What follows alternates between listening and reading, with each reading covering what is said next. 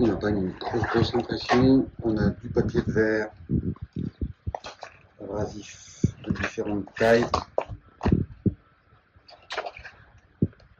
avec ce qui semble être un mode d'emploi, donc différents grains de papier de verre, une cale à poncer, une partie souple et une partie dure, un transformateur, une prise allume-cigare, le produit de rénovation, et puis l'appareil de nébulisation avec masking tape, l'appareil de nébulisation, toujours un. Voilà, donc le kit complet, le masking tape, on ne va pas s'en servir. J'ai choisi de démonter le phare, un phare de Renault Trafic qui a eu plusieurs tentatives, de logo contrôle ici. On voit ça n'a pas marché, du polissage qui n'a pas marché non plus très bien. Donc le papier de verre va servir à enlever le caractère rugueux du phare, à l'estomper au maximum. Donc on va partir, là vraiment il n'y a pas grand chose, hein, mais on part du papier de verre au plus gros grain, donc au plus faible numéro, et on va au papier de verre avec le plus petit grain, donc le plus grand numéro. On peut même poncer au papier de verre à eau. Voilà, et puis ensuite on viendra nébuliser le produit pour voir si on arrive à ramener ce phare qui est pas complètement opaque mais qui est quand même un peu abîmé. Le contrôle technique, il nous a été dit que la prochaine fois il ne passerait pas. Alors on a passé un premier coup de papier de verre du 320 parce que le phare n'était pas trop granuleux. Là on passe du 600, ensuite on passera du 1000, du 1500. On se dessert vraiment partout sur le phare.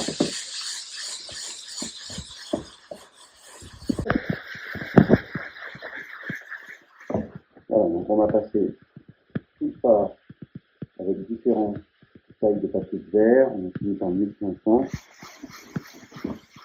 On n'est pas sur du papier d'extrême qualité, hein, mais l'idée c'est que le phare soit bien poli. Voilà, maintenant on va aller le passer à la soufflette pour enlever toute la poussière. Et puis on va tester les produits par nébulisation. Alors on va faire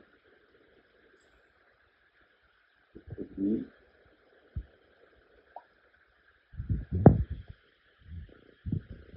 On va passer dans le gobelet là.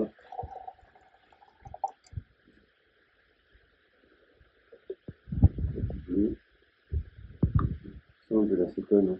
Parce qu'on est sur de l'acétone, une fois qu'il est vaporisé, nous allons finir le travail de polymérisation du phare. On va brancher ce gobelet, mettre le couvercle dessus et puis on va essayer. Alors, que le liquide est en ébullition, on voit déjà c'est assez miraculeux quand même. On voit le passage là sur le phare qui d'un coup retrouve le brillant.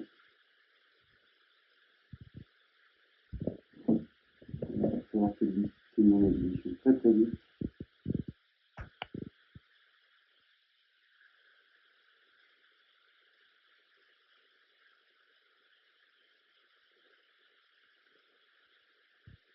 Et on voit tout l'intérêt qu'on a à poncer correctement, parce qu'on a quelques traces de rayures quand même. Donc ça, je pense que c'était un peu physique. L'aspect, assez bluffant.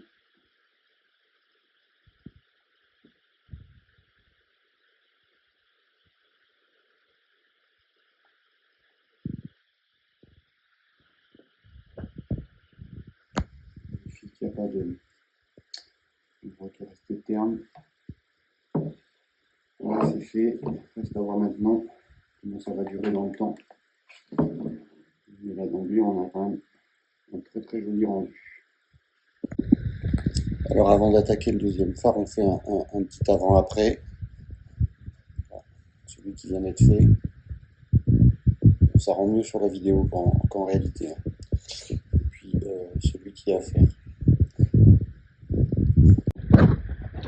Donc voilà, les deux phares sont faits. Plusieurs choses à savoir. La première, c'est qu'il faut vraiment prendre soin au ponçage de bien poncer et bien y aller progressivement avec du grain très fin parce que sinon on retrouve les marques de ponçage sur les phares.